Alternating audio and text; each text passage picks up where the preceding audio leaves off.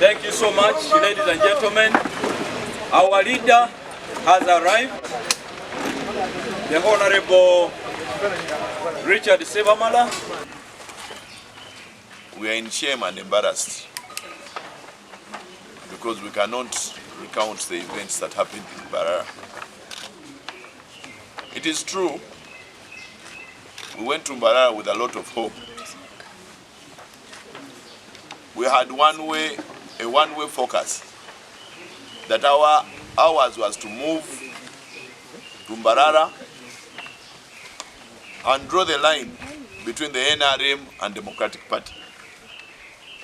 It was to move to Mbarara and assure Ugandans that there is somebody that still has a voice, wants Ugandans to have a voice in the different councils, in parliament, and everywhere. That's what took us to Mbarara. Of course, the process was bad with a lot of illegalities. The registration was done haphazardly. They handpicked which district to register and which were not to register. We forced them to register some particular districts.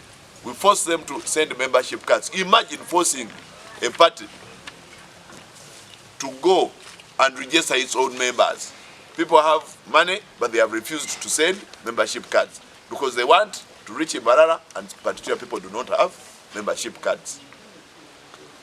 We went through all that process. When Sinanda came on media multiple times, we were all there saying he's going to invite people. He's going to send letters to these people that are coming. He didn't even invite a single person. Not even a single person was invited to Mbarara. We kept telling the people, you know, for as long as you are a leader of the women on the district, you're a youth leader or you're a chairperson, you're entitled to go into Mbarara. You're delegate, two delegates from the constituency, you're entitled to go into Mbarara.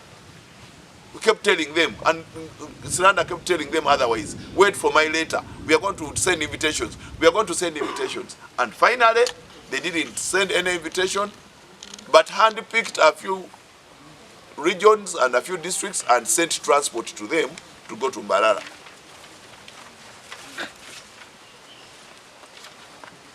We looked for those districts that had gone on, that we had helped with the registration, that we had helped get membership cards of the party, and we allowed them to go. We reached Mbarara on 29th.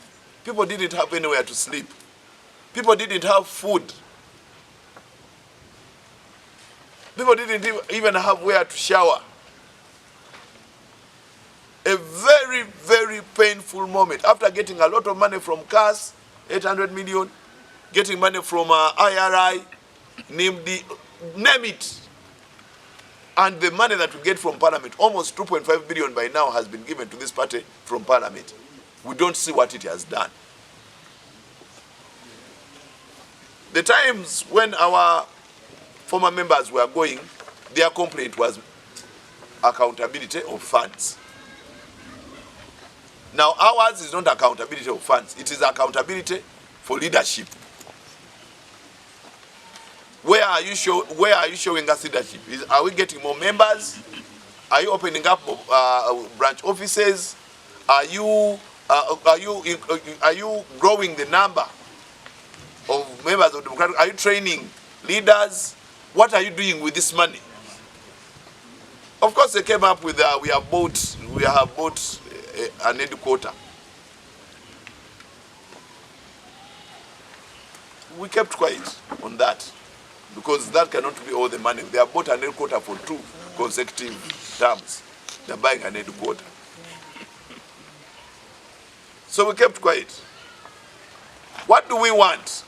As Democratic Party, we stand on 2 principles: truth and justice.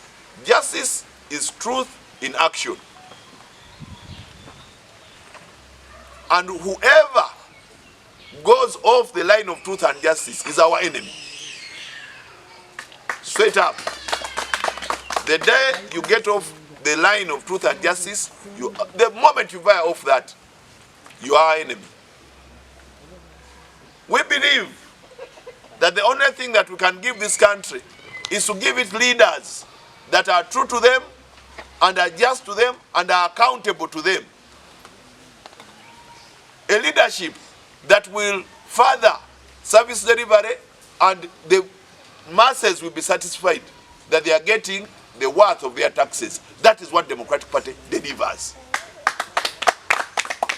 And we are not going to allow anybody, not in this land and the land after here, that is going to come up with a leadership that is not accountable to the Ugandans. In Mbarara, I don't want to recount the events that were there.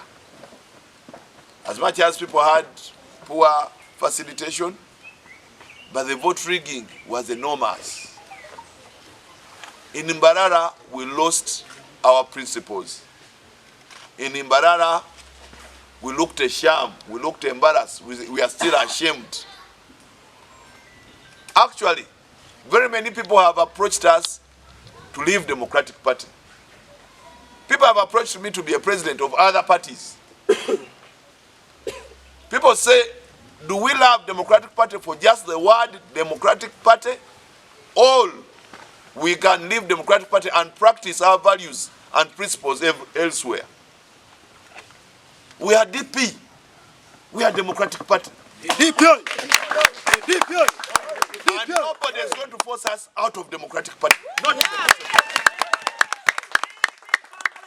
Not even Museveni.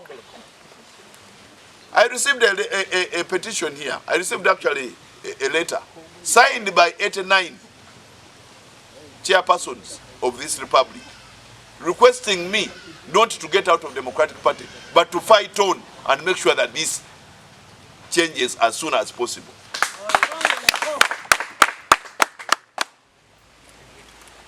The leaders you see here are not the only ones that are aggrieved. Ochaki is going to represent us in the whole northern Uganda. He has been vice president, West Nile.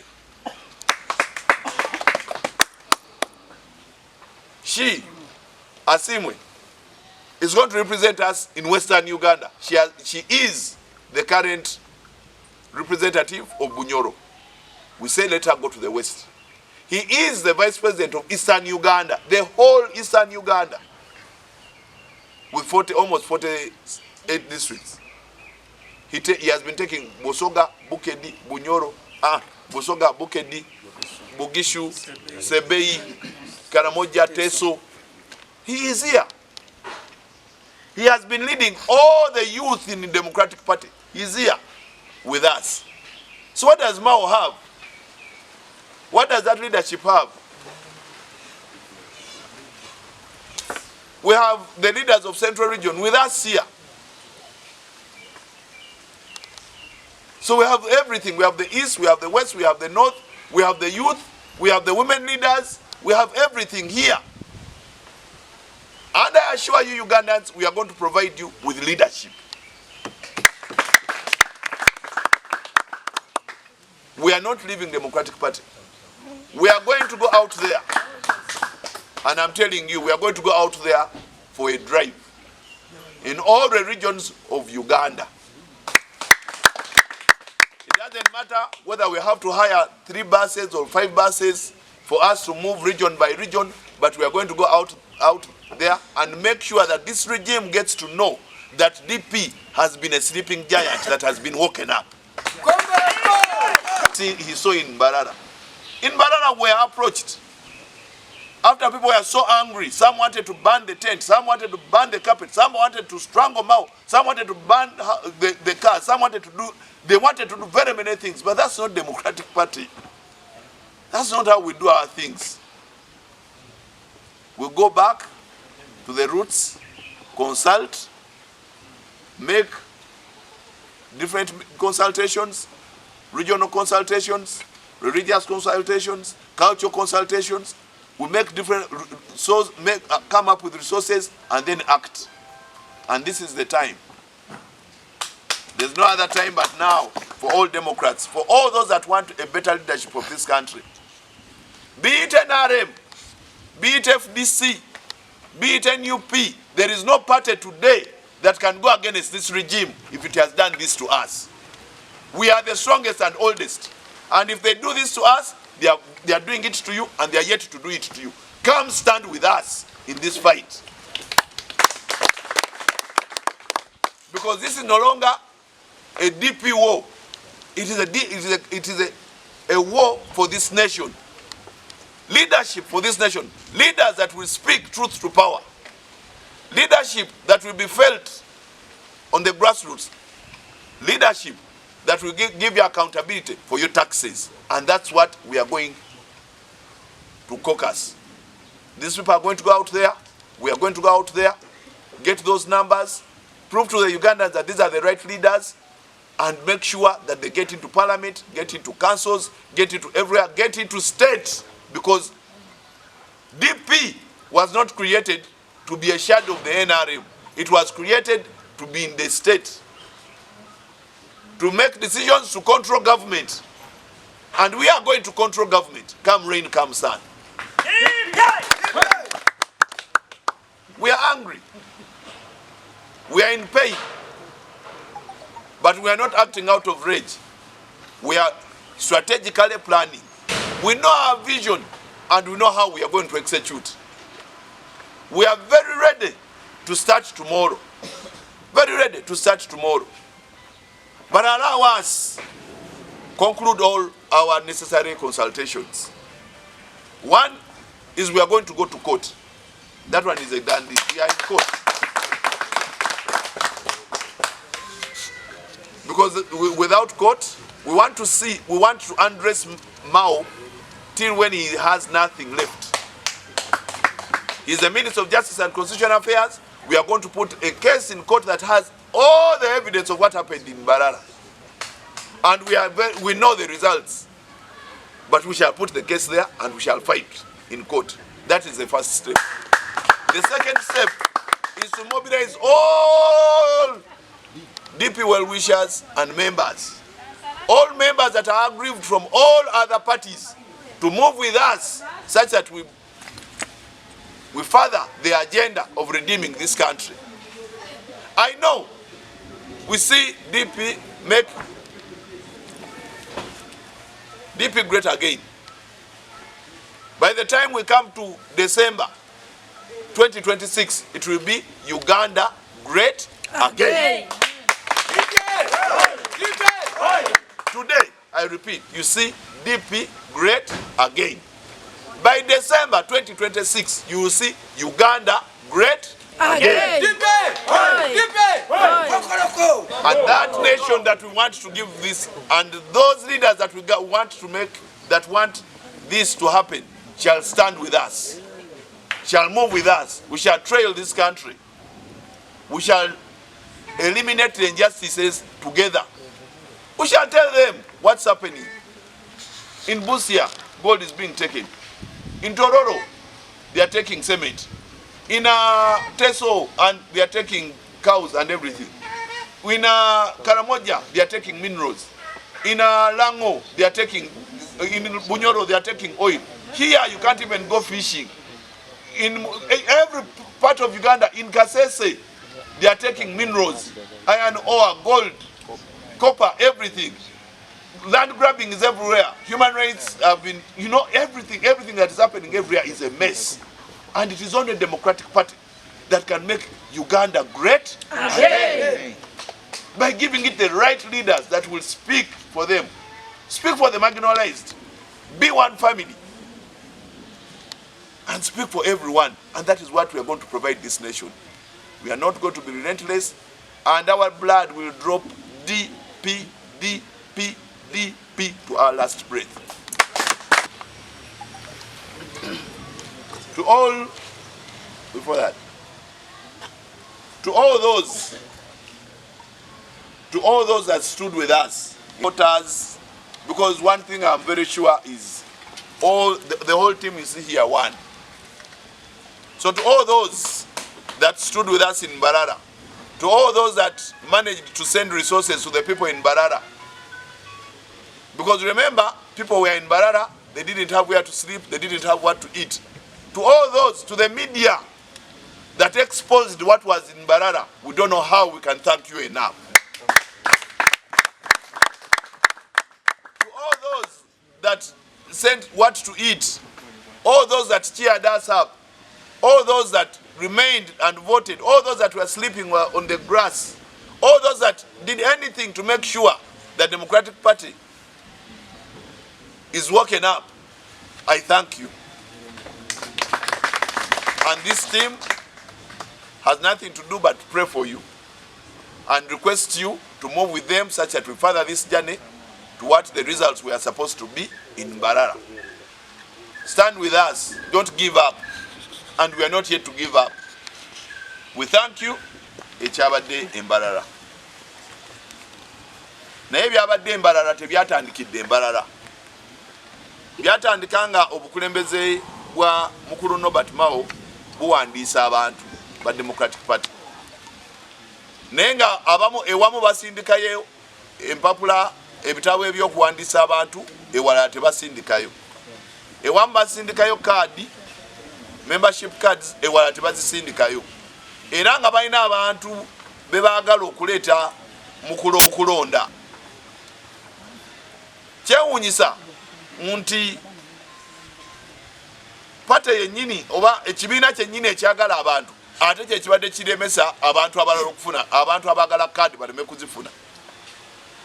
Nga balina be baagala be baba balondamu bajje babalonde. Tetwakoma ku ekyo. Bwe twatuuka nga tugenda mutawa. Secretary General omuwandiisi w'ekibiina yatugamba nti agenda kuweereza ebbaluwa egenda okuyita buli muntu. Naye ebbaluwa ezo naguno guliko abantu bakyazirinze. Twabuusa abantu ne tubagamba mumanyi nti nedda twetaaga ow'abavubuka, ow'abakyala, chairman wa district ne badde babiri okuva ku constituency. Naye nga bo baali baleseewo kiri baleme kubayita abantu basigale emabega. Bayitako abaabwe be baali bayise, districts ze baali bamanyi ze bagenda okusupportinga, abantu sekinnoomu abali wano ne bakwata mu nsawo ne beza obuyambi abantu ab'enjawulo abaali balondeddwa ne bajja Mbarara. Abantu abo bwe baatuuka Mbarara baali tebalina kyakulya, tebalina kyakunywa, basula ku bisubi. Abantu nga bali basula mu mbeera nga tebalina nawe banaabira. Ne babeera Mbarara mu bulumi, naye nga obulumi obwo bwonna bafa kintu kimu, kutereeza kibiina kyabwe. Abantu abo bonna abajja Mbarara tubeebaza. Abantu abo bonna abalemerako, mwe abakulembeze n'abalala bonna abajja okulaba nti no tutereeza Mbarara era tulaga ensi ekifaananyi Democratic Party bweyimiridde, tubeebaza. Twali Mbarara ebyaliyo saagaddamu kubanga bannange babyogeddeko. Okubba obululu, amagye, poliisi, RDC ali mu byokulonda, abapoliisi badduka ebyo byonna mwabiraba. Naye tetugenda kwekubagiza kubanga ffe twagamba nti twagala okuddamu okulaba Democratic Party nga y'amaanyi nga bwe yali. Era kyetwakola, era kyetuliko okukola kati kwe kubuulira abo bonna abaagala era abalowooza tugenda kuva mu Democratic Party, tetugenda givaamu.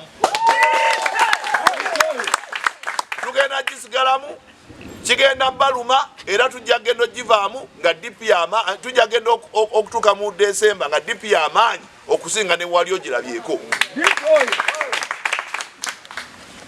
Tubadde wano nga tugamba nti twagala ekibiina kyaffe kidde mu kifuuke ky'amaanyi. Tunagenda okutuuka mu December nga tugamba nti eggwanga lino Uganda liddemu ly'amaanyi lyali.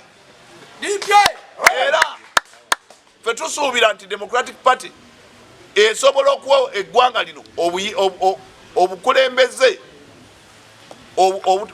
obulungi okusinga buno obuliwo, obw'amaanyi okusinga buno obuliwo, obuddayo eri abantu ne mubabuulira kiki kye bakola mu misolo gyabwe. Bw'obeera ng'ow'omusolo, gavumenti gye weetaaga yeeyo gavumenti ekuwa embalirira ku ngeri omusolo gwo gye gukozesezza, ng'ekuwa amazzi, ekuwa amasannyalaze, amasomero, amalwaliro, security n'ebirala. Obwo obukulembeze Democratic Party yokka yesobola okuwa abakulembeze abasobola okwogerera ebyo. Ebibiina bingi biri mu parliament era mubirabye. Njagala mutulage engeri gye birimu n'engeri gye byogeramu era kiki abantu kye babifunyeemu. Ffenno tugamba ti mu kaseera katono nnyo tugenda kutalaga eggwanga lino. Oba tunakozesa baasi ffenna nga bwe tuli wano, oba tunakozesa emmotoka ssekinnoomu, naye tugenda kutambula kitundu ku kitundu okuva wano mu Buganda tugende e Kasese, tugende e Tooro, Bunyoro, eyo yonna nga twebaza abantu ku ekyo kye baalaze n'okubeebuuzaako ku kiki kye tuzzaako. Tetugenda kutandika bibiina bipya wano weewaka ate tewali agenda tugobawo.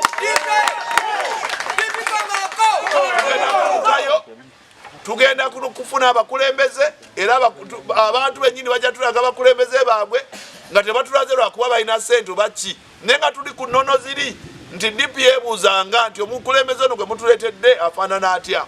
Abakulembeze b'ennono ne bamusemba, abakulembeze b'enzikiriza ez'enjawulo ne bamusemba, abakulembeze b'oku kyalo ne bamusemba ne bagamba gwe mutwala yooyo nga si bya ssente. Era abakulembeze betwagala beebo abanayimirira n'abantu mu palamenti ne wabanga waliyo ssente mu buli kye bakola nga balina ensa nga basobola okujjukira nti abantu baffe bino si bye bakola ki bye batutuma. Buli kitundu kirina ebizibu byakyo. Ebusi yababba gold, Etololo babba seminti, Teso babba ente, ne Karamoja babba eby'omugagga ebiri mu ttaka. Ettaka balibba buli wamu. Genda Acholi, genda Arua yonna ettaka balibba. Bw'ogenda e Bunyoro ne sente z'amafuta oba n'amafuta tebabadivaayo. Buli gy'olaga wali ebizibu byayo. Kasese eby'omugagga ebiri mu ttaka babba. Wano toyinza na kuyingira nnyanja ku buli wamu waliwo ebizibu byawo ate bifaanagana. N'olw'ensonga eyo leero Democratic Party entuufu kwe kulaga nti Democratic Party ebadde yeebase, ekisolo ekibadde kyebase ekya Democratic Party tukizuukusizza. Twakizuukusiza ddi. Ekisolo ekyo kyazuukuse okuva twalabye nga mukulu Museveni yennyini yali mu Democratic Party. Bulijjo tulowooza Mawono alabika yeewussa bwewussa. Nebiddeko ddala nga ate atuleetedde mukama we, amuleetedde bakyamaani baffe, ayagala atutwale. Museveni mwennyini najja n'atuulako naffe. Eggulu mwabiraba sale nga atuuse. N'olw'ensonga eyo kati gwe tulwana tumumanyi, n'engeri ey'okumulwanamu tugimanyi.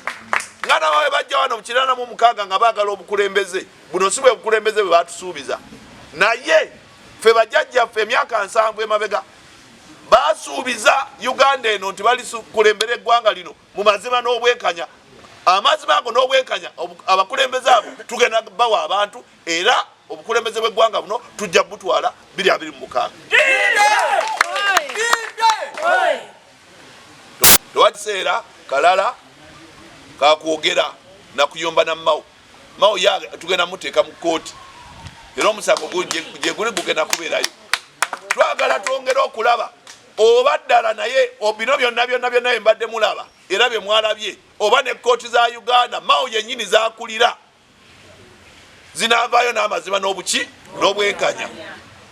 Bwe zitaavaayo n'amazima n'obwenkanya era tumanye nti kyekyo Mao kyeyakola ki yoyo Mao yennyini ako ke kabadde kasigaddeyo agenze. Bano balina okutya nti abasajja engeri gye basigaddeyo bana bajja kukwata ekibiina kyaffe bakigattire ddala mukigattire ddala n'NRM kifuke ekibiina kimu maaja. Eyo ensobi gye bagenda okusooka okukola ne Museveni gyagenda okusooka okukola ku street za Kampala. Stand warned, ekibiina kiveeko. Mao oba omwagala mutwale naye ekibiina kiveeko.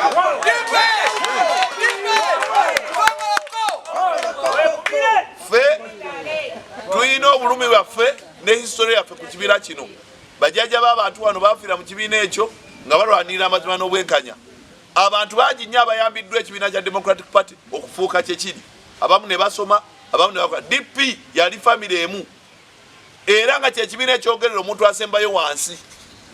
Nga bw'ova wano ogenda e Bunyoro tonoonya woteeri onoonya wa DP w'osula. Nga bw'oba onoonya omwana w'omugagga nga bwe bamutwala e Buddo mu ssomero ery'ebbeeyi nga mu DP tunoonya scholarship y'omwana omwavu agenda asomera e Buddo. Ffe ebyo bye tumanyi kubeera family emu, kukolera wano, kubeera ba mukwano, kukulembeza saala, kubeera n'enzikiriza. Kyobula ngamba Democratic Party yali abaki, yali abakatuliki. Ne Ismail wuno wano. N'abalala bangi nnyo bali wano siba amadini naye yali kyali kibiina nga kyesigama ku nzikiriza abakulembeza abalina ensa. Siba n'obo tomanyi gyagwa, tomanyi baali eno baali eri agwene, tomanyi ddi lwasaba. Abo bonna nga bwe batutte ekibiina Mao, Siranda, Neyani, Mayambala n'abalala obabuuza ddi lwe basaba era gye basabira ne bakusobera. So ekibiina mu mikono emikyafu. Naye abo tebagenda kugobamu bantu, balina empapula nga bwe bazikwata ne basayininga ewa Museveni we batuuse embalala bakitegeddeko nti ekibiina ky'abantu si kya mpapula. Nakakati okutandika olunaku olwaleero bagenda kumanya kiki DP kyeri era ekibadde kyebase kyeki nga kisituse. Nze ogwange kukulembera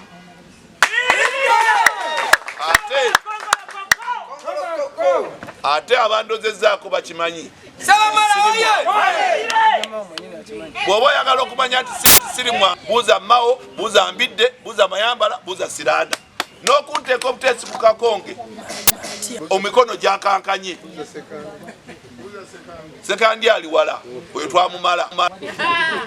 Kati twagala okubuulira bano abalina ekibiina nti Uganda nejja kutereera era tugenda okutuuka mu 2026 nga buli muntu mu Uganda agamba nti katu eggwanga lyaffe kaliddemu lifuuke ly'amaanyi nga tuli wamu owatali kwogera ku DP owa NRM oba FDC oba NUP naye nga ffenna twogera ekintu eki eggwanga lyaffe tulyagala ate twagala libeere ly'amaanyi 2026 nga bakulembeza abakkiriza mu ekyo betutwala mu palamenti betutwala mu kanso betutwala buli wamu.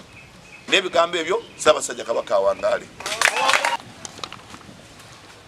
Ffe ogwaffe twagukoze embalala.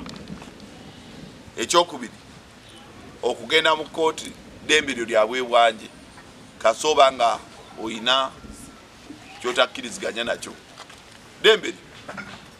So ddembe lyaffe okutwala omusango mu kkooti, ensala yaagwo ya kkooti. Ffe tetugambye ntugeze mu kkooti Museveni aveeko. Obusungu waffe bulire Museveni. Neffe tugeze mu kkooti eraga amazima n'obwenkanya. Bw'asigala ng'akozesa Mao obutabulaga naye nga ffe eddembe lyaffe okugenda mu kkooti era tugendagenda mu kkooti. Ekyo kimu. Ekyokubiri obuuziza nti tulina busobozi ki obujjako omukulu Museveni. Yagenda mu nsiko ng'alina abantu 27. Wano waliwo bameka? Yalina abantu 27 ye bw'agamba n'obusobozi bwabwe. Ebiseera ebyo obusobozi bw'ebiseera ebyo yali mundu. Obusobozi bwa kakati bantu na ddoboozi nakalulu n'ebiddako.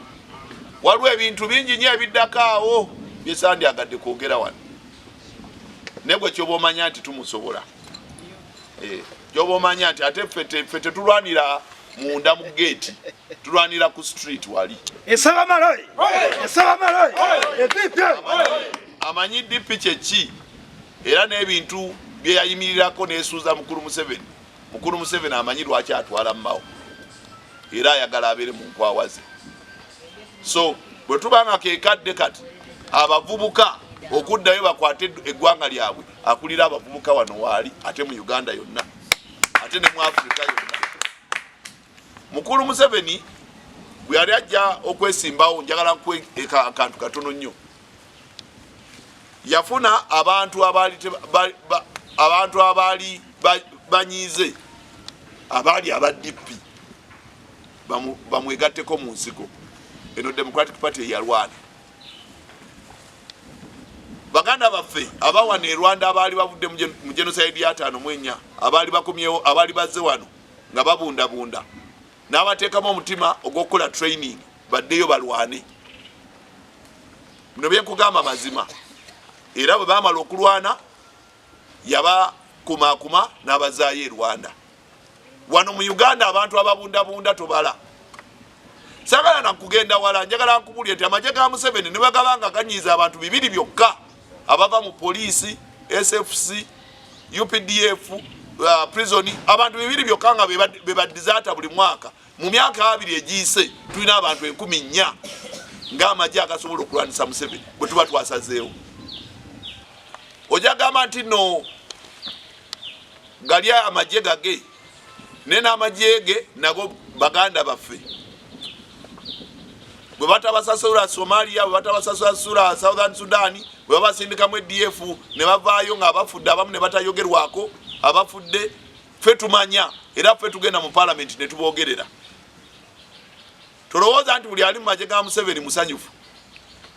Era tolowooza nti mu magye ga Museveni temulimu baagala change. Mubadde muwulira General Tafire ennaku zino nga olw'olumu afuukako kaali. Bangi bali eyo basirise naye nga bakimanyi nti singa wabeerawo akakisa akakyusa obukulembeze bw'eggwanga lino basobola obukyusa. Abantu abawa mukulu Museveni ssente ng'ali mu nsiko mwonna mubamanyi. Abamu yabagaininga nabo. Mwala bwano Gaddafi nga twadde tanka 10 mu kulwana mu 1986-87. Naye bw'oddamu n'otunula eno Gaddafi wano bebadde balina national housing, bebadde balina Uganda Telecom, bebadde balina oba Tropical ochegeera nga balibya bebagirimu. Kumpi buli muntu abadde wano abadde abagaininga naye. Tunula leero ogenda mu mafuta waliyo Talo Oil, waliyo Heritage, waliyo Total, European Union kumpi eriyo. Banki ezituwola sente empitirivu zonna sente z'olaba zibatuwola empitirivu olowooza zo zifunirawa. Genda UN base wali Entebbe tesasula musolo, Amerika bapaakingako ne bagenda. Bye batwala tetubimanyi. So nsobola okuwa Abachina be bakola enguudo buli wamu n'ekisaawe. So buli ali mu mikono gya Museveni okusobola okubeera ku bukulembeze alina engeri gyamukuumiddewo. Uganda Telecom kubanga tumanyi weewo okugenda n'engeri y'okugendayo na kiki ekyokukola. So kati njagala okakkane otunule olabe ensi bw'ekyuka. Emyaka giri ameka? 4. Ndyala nnyo okugera obugero obwo ne bagamba bannaaye wano dduwa bazisoma mu nnaku mmeka? 4. Ate ffe abakatu kitusiba ennaku mmeka? 4. Ntera nnyo bigera ne mulowooza nti tusaaga. Mu ddungu abaana ba Isirayiri bamalayo ennaku mmeka? Emyaka emeka? 4. Omubbi alina ennaku mmeka? 4. Museveni agenda kuweza emyaka ameka? 4. So kati tulina ebirala bye tuliko ate nga birina okuggwa ate biggwa leero mu myaka 4. Agamba nti waliwo abankozesa ab'NRM kati balemereddwa okukozesa ye minisita bakozese nze owa DP. Ekyokubiri balemereddwa nalabye akafaananyi ng'awangudde ate bagamba abankozesa Anita Amongu nga be bamugwa mu kifuba.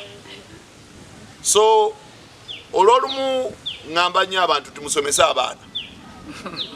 Musomese abaki? Musomese abaana. Kubanga bw'okeera ku makya muze wano ennyumba zino zokka zikulaga history y'amaanyi gyenvudde ne gyekola ki ne gyendaga. Ng'oggyeko ekyo omuntu ayagala osomeyo obwa engineer emyaka 2 emyaka 5 omala okola emyaka 2 naye era osigale nga tolina kuyina emyaka kuva 25 paka 25 emyaka 2 nga maze okuva mu university. Ayagala mbere nga sina kennina era ayagala ngende mu bantu bagambe nti bannaaye byagaana. Ndi member of parliament agambire nga mutenyi agambire nga mutenyi ndi member of parliament. Bwe nali nga nyingira parliament waliwo interview gye bakola ku ku musajja bamuyita waliwo interview gye bakola ku musajja bamuyita ku vice president akyalajana bantandika butanti sinanaba nakozesa sente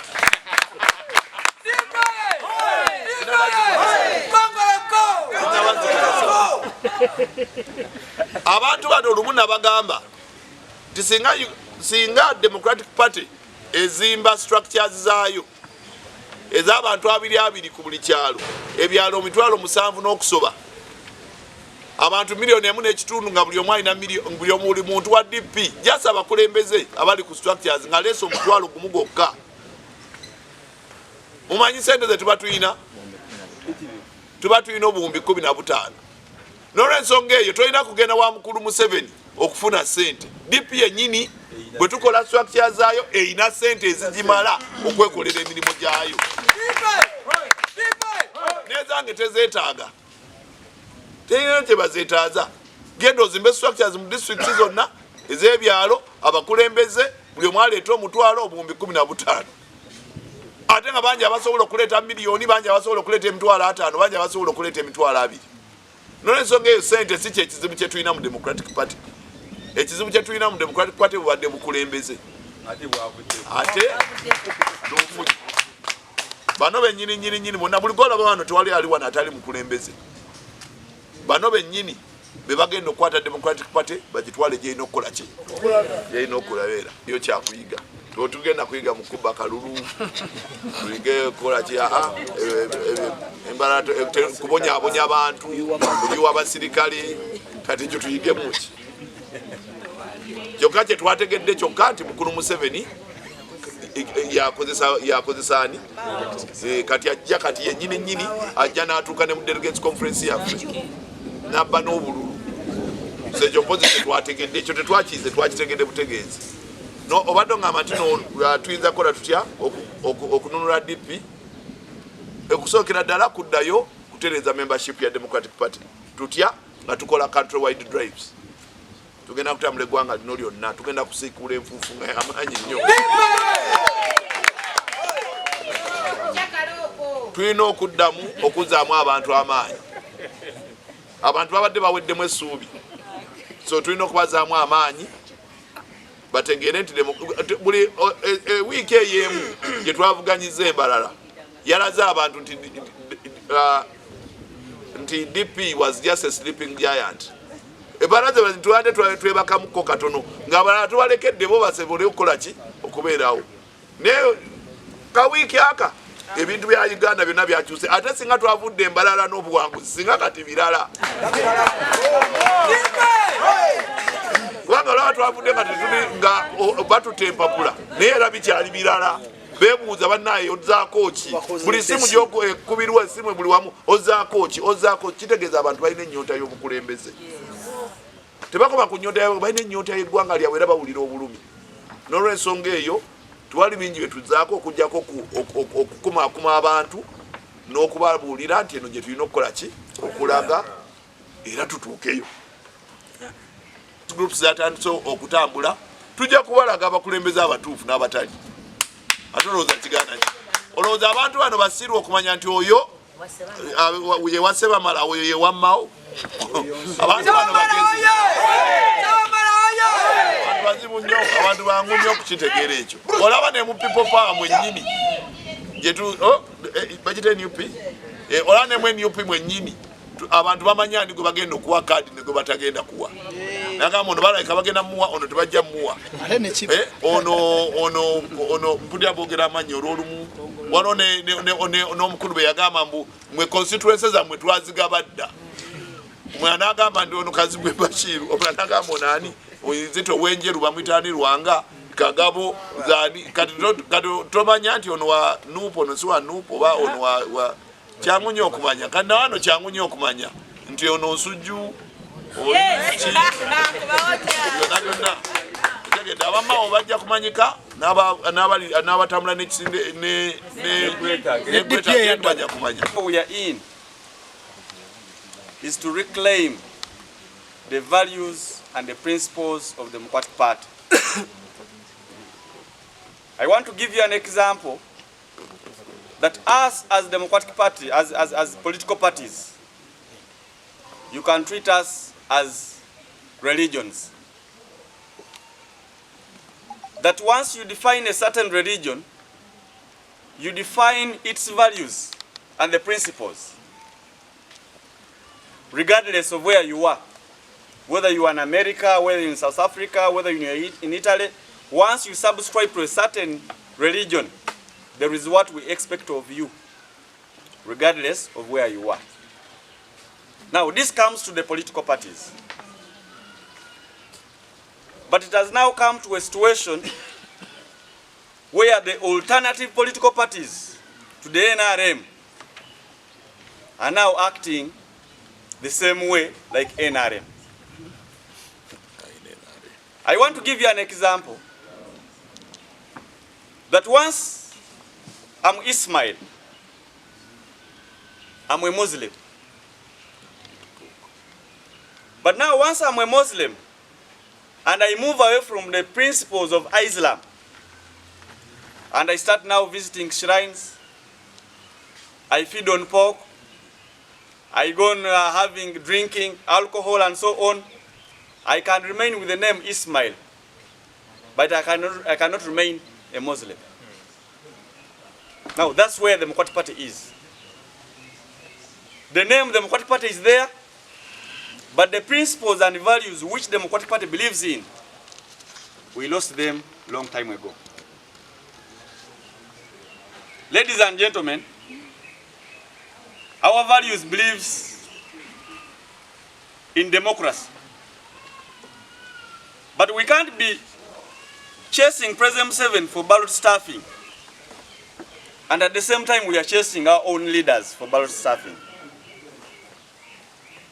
We can't be chasing President 7 for rigging votes, and at the same time we are chasing our own leaders for rigging. In that scenario, we are losing the focus of being an alternative political party, because we are looking the same like the one we want to remove from power. So the struggle we are in is to make sure that at least we change our face as Democratic Party, so that we can be an alternative to the national resistance movement. But in the current state of affairs, there is no way we can convince our members, our supporters, that for us we are different from the national resistance movement. Lastly, I want to inform our fellow members and the supporters that once we continue with this status quo, let us be prepared with what is coming. It is actually bigger than what we are seeing, think that it's a cooperation agreement which we have been fighting last time. On that note, therefore, we are calling upon all the party members who believed that there was injustice in Mbarara to join us and reclaim our party values in this case. Because that's the only way we are going to change our faces before the masses who are supporting us. Thank you very much. May God bless you all. It in strongest terms that what he did does not even deserve to pass out of our mouth, not even on our lips. As a Minister of Justice and Constitutional Affairs, as a lawyer and the supervisor of the elections committee, that's the Electoral Commission, before we even go any further, he must be aware that even changing a polling station with no reason from a tent that was not leaking, with better lighting systems, with all the security he had deployed, over 200 anti-riot police officers, bouncers, army men, in the presence of a peaceful membership of the party to an unidentified location where candidates and their agents were locked out is an act of impunity, is an act which is not democratic, and against even the laws that govern the elections of Uganda. That's the first thing he could have thought about, irrespective of anything. irrespective of the ballot stuffing we saw, protect ballot papers, irrespective of the electoral process where he dictated on the delegates on the way the elections could be conducted, irrespective of even his own aspirations to becoming the President General of the Democratic Party. That one is condemned. And I hereby tell the entire country that the National Delegates Conference was dissolved. As of now, we have leadership of the party at branch levels. We don't have the president of the party. It was dissolved. In an event that there is a president of the party, then that president of the party is none other than Sebamala Richard.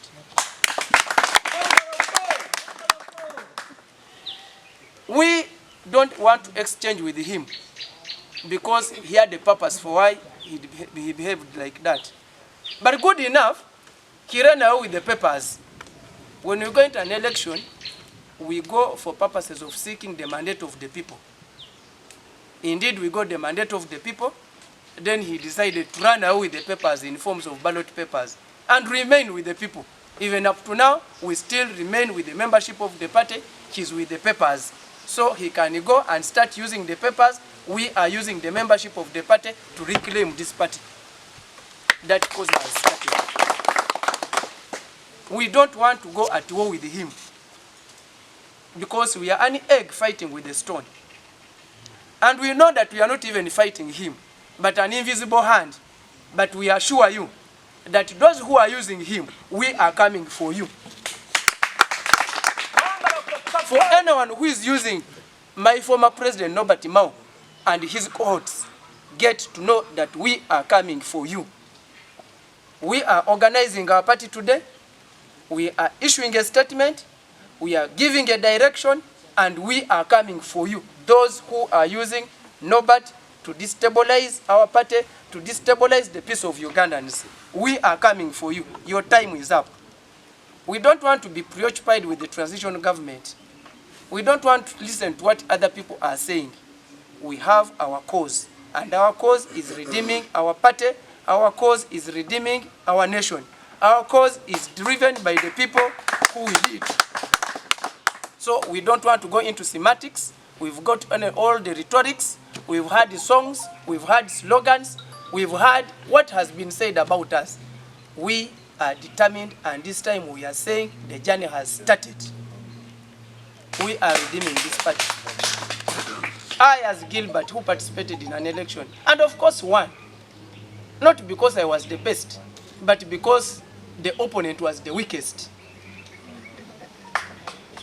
Not because we didn't have a direction, but because we were determined, we had a cause. We knew where we were going. We knew where we were coming from, and we knew our destiny. It was properly defined. We want to assure you that that dream, that vision we've been nursing is going to be realized into a reality as soon as possible. We are going to redeem this party. We will not compromise. We are no longer going to remain slaves because we want to live. We would rather die as freedom fighters than living more as slaves. We are coming, and I say we are coming. We've started the journey, we are coming. Why do I emphasize the word that we are coming for you? Because we've had enough. We are coming. I won the election. I was leading by a difference of 700 votes. I was in 926. My other person I hear was also contesting was in 200 votes. Amidst the stuffing of ballots he had done. Because we even have evidence. We took videos when they were stuffing. They were predictive ballot papers. Even the way, when you look at the ballot papers, the other team made it sure that their names and their candidates are #1 on the ballot papers. The alphabetical naming was not followed.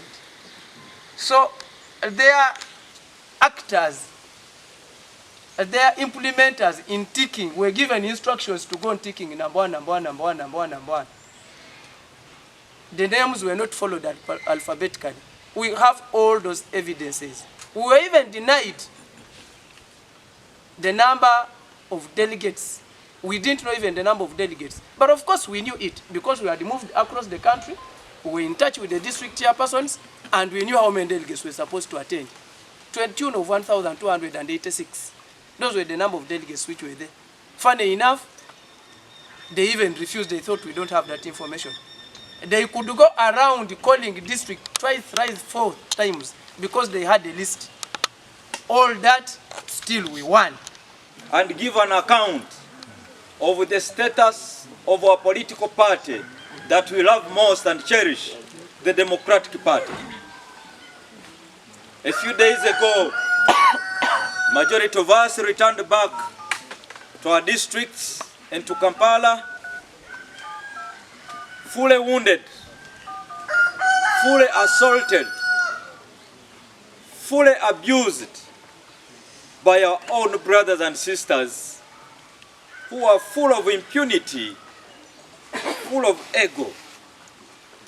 All this was witnessed by every section of the society of Uganda and every section of the international community. The amount of injustice and a democratic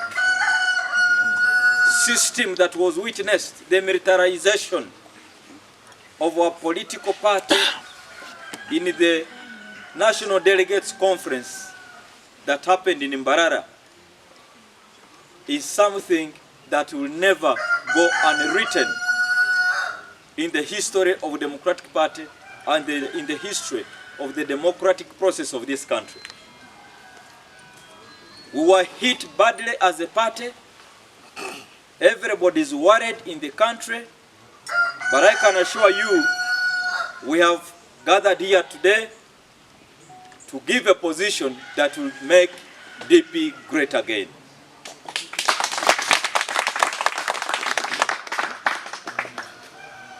The person who is going to speak to you today, that they should not get worried from this moment of time, because we are going to unleash and console and give direction to the Democratic Party that Ugandans believe in. We are not worried as a team behind the Hon Sebamala. We are not even about to get worried. We are committed to reclaiming our party, reposition our party, and save it from the NRM marriage. As I conclude my remarks, ladies and gentlemen, I want to reiterate the same position that we condemn in the strongest terms the infamous cooperation agreement that was signed by Dr. Siranda and Honorable Norbert Mao. All the districts we have moved to in this country, east, west, central, and north, and the west, there is no district leadership that is supporting the cooperation agreement. Even at the extent of treason in the National Delegates Conference, where an infamous national chairman who was presiding over the Delegates Conference siphoned after coaching and stage managing the proposers and seconders of the stupid, funny agreement against the will of the people of Uganda, against the will of the Democratic Party. The country witnessed him trembling, and I believe, unless I'm not a true Mukonjo, but if I'm a Mukonjo, I am very sure the proposers and the seconders and the national chairman, in their bedrooms, they are dreaming about Engineer Kasolo, Mugwanya, Benedito Chwanuka, Semogerere, and Sebana, and Boniface Byanyuma. They are dreaming them for the next 5 years. They will be rotating their bedrooms. We cannot tolerate that to be the Democratic Party that we believe in. And we shall not stop here, because we are seconded and supported by the majority Democratic Party. As I speak now in the countryside, every branch, we are receiving various calls And in our plan B, you will hear from the president why we are going to console and consolidate the Democratic Party back to its roots. One, in Mbarara, somebody who was in the talent center of the military and the police and the RDC, I got over 746 votes. The Okolero man who was contesting with me had 243 votes. But there is a John Walker man who is like a calypso, who walks with t-shirts. He declared Okolero, who had 243 votes, as the winner, the publicity secretary. This is the publicity secretary of the Democratic Party talking to you. Ladies and gentlemen, as a political party, he formed this party. This party has been practicing democracy. It has contributed to the democratization process of this country. We have a lot of precedences in the jurisprudence of this country. We shall not tolerate the hegemony of the NRM regime. They can marry other political parties, not the Democratic Party of Benito Anuga. I request you, Mr. President, please, my name is Honorable Lukumbuka Brian Robert, the spokesperson of the Democratic Party majority and the tallest Mukonji in the Republic of Uganda. To leave this party, you rather advise yourself to leave the earlier the better, because this is our party. If you had an advice that probably we could align ourselves to any other political outfit, please, we will not align to it. Go and align with any area. We will not align to any other political outfit. We are members of the Democratic Party, guided by the principle of truth and justice, and that's what was imbued into our hearts by our forefathers. Thank you. Okudda ku kirala ebikwatagana n'ekibiina ekibuuzo njagala okibuuze Mao oba agenda kwesimba ku mukama we. Njagala oddeyo omubuuze nti kati oli minisita, ogenda ku resigning oweesimbe ku Museveni oba ogenda kusigalayo. Naye ffe abali wano tulina omukulembeze.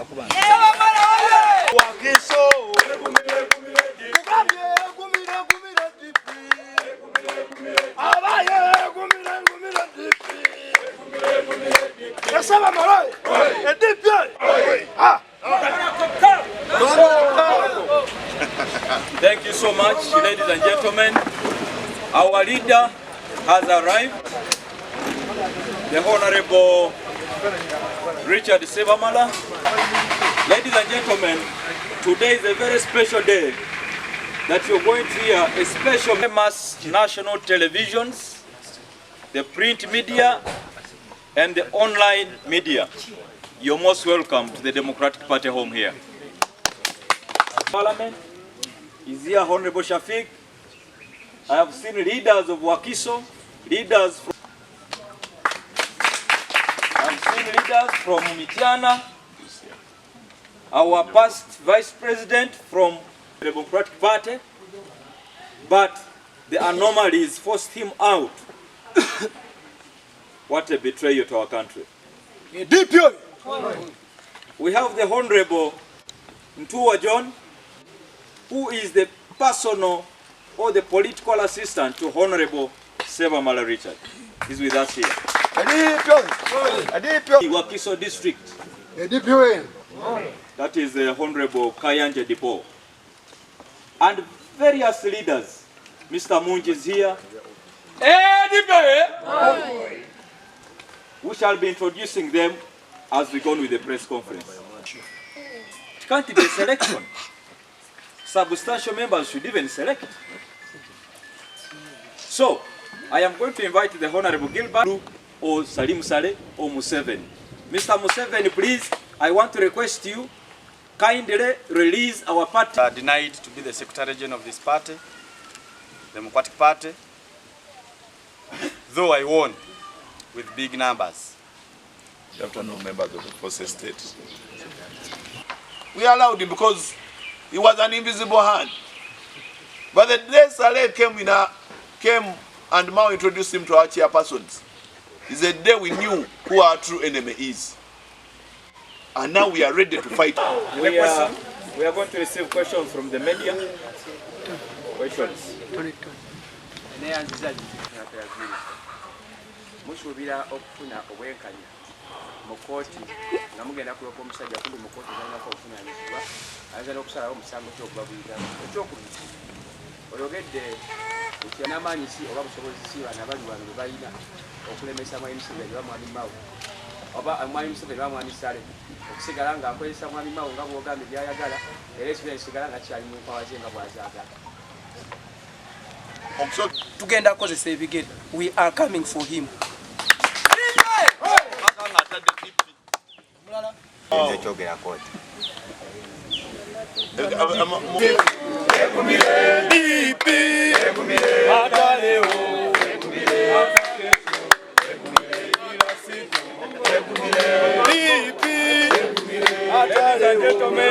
We are closing our press conference.